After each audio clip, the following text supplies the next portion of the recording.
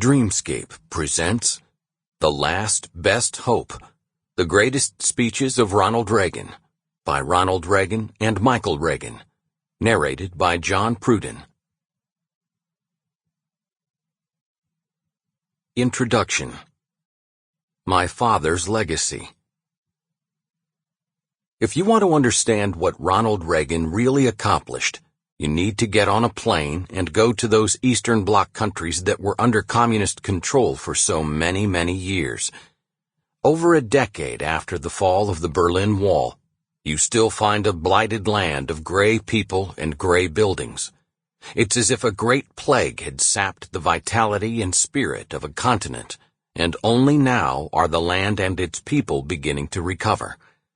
When Ronald Reagan became president in 1981, totalitarian communism was at its zenith. From Europe to Africa to Asia to South America, country after country had fallen under the evil spell of Marx and Lenin and Stalin and Khrushchev.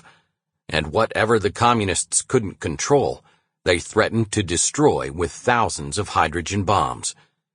At the same time, America seemed to be in decline, with 8 million people out of work, inflation over 12%, and a prime interest rate of over 20%. America seemed to be losing its way. And then came Ronald Reagan.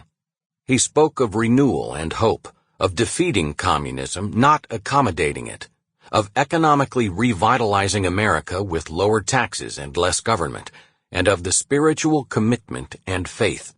When it was unfashionable and corny, he spoke of the values that had made America great and noble and wealthy, and of how we must return to those values. He infused millions, both in the United States and around the world, with new hope and a new spirit.